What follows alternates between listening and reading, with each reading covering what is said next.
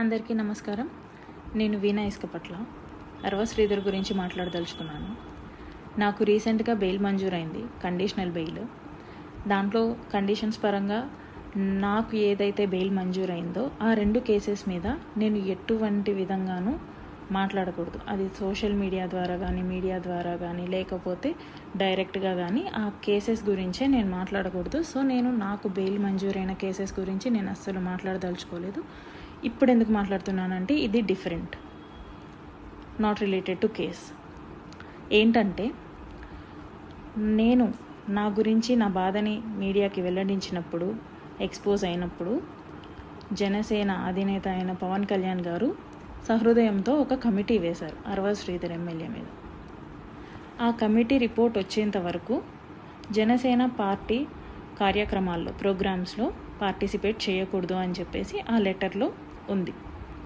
అలాగే కమిటీ వాళ్ళు వచ్చి 2 నెలలు అవుతుంది, 1.5 నెల అవుతుంది. ఎటువంటి రిపోర్ట్ లేదు.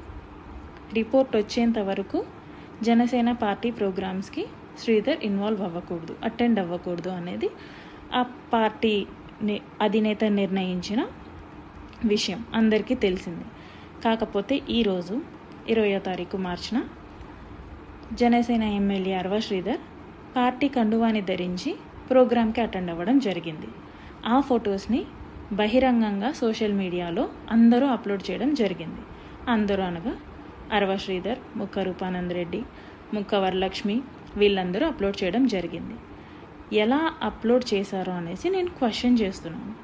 ఈ క్వశ్చన్ జనసేన అధినేత పవన్ కళ్యాణ్ గారిని నేను క్వశ్చన్ చేస్తున్నాను. సార్, మీరు ఇంటర్నల్గా ఏమైనా రిపోర్ట్ ఇచ్చారా? క్లియరెన్స్ సర్టిఫికేట్ ఇచ్చారా శ్రీధర్కి? అంత బహిరంగంగా జనసేన కండువా వేసుకున్నాడు అంటే ఎమ్మెల్యే అరవ శ్రీధర్కి మీరు క్లియరెన్స్ ఇచ్చారా? రిపోర్ట్ ఇచ్చారా ఇంటర్నల్గా? ఒకవేళ అలాంటి రిపోర్ట్ ఏమన్నా ఇస్తే నాకు కూడా తెలియజేయండి దయచేసి. ఎందుకంటే అతని పార్టీ కండువా వేసుకోవడం ఈజ్ అన్ అఫెన్స్ అనేసి నేను ఈ వీడియో చేస్తున్నాను. కాకపోతే మీరు ఇంటర్నల్గా ఏమన్నా రిపోర్ట్ ఇచ్చిండుంటే ప్లీజ్ మాకు పబ్లిక్కి కూడా తెలియజేయండి. ఎందుకంటే I'm the one who suffered by him. కాబట్టి నాకు తెలిసి నాకు ఆ రైట్ ఉందనేసి నేను అనుకుంటున్నాను, అందుకే అడుగుతున్నాను.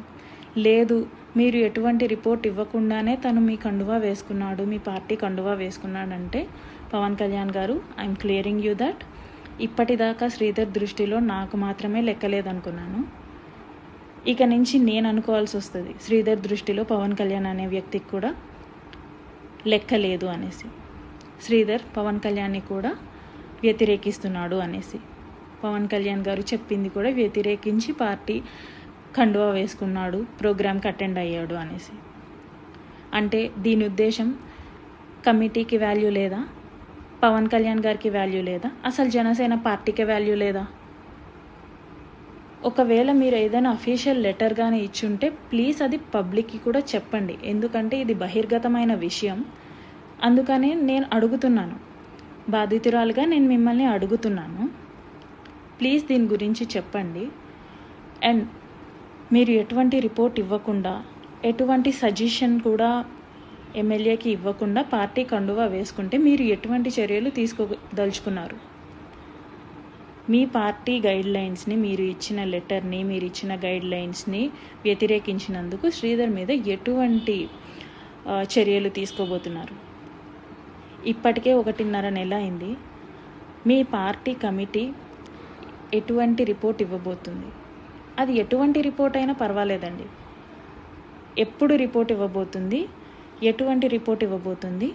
నాకు ఏ విధంగా న్యాయం చేయగలుగుతున్నారు అనేసి నేను మిమ్మల్ని క్వశ్చన్ చేస్తున్నాను పవన్ కళ్యాణ్ గారు. ఇదేంటంటే నాకు చాలా షాకింగ్గా ఉంది.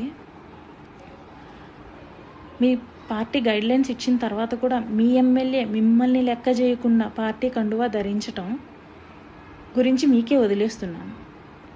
మీరే ఆలోచించుకొని నాకు తగిన న్యాయం చేయమని చెప్పేసి ఈ రోజున ఈ వీడియో చేస్తున్నాను. థ్యాంక్ యూ సో మచ్ అండి.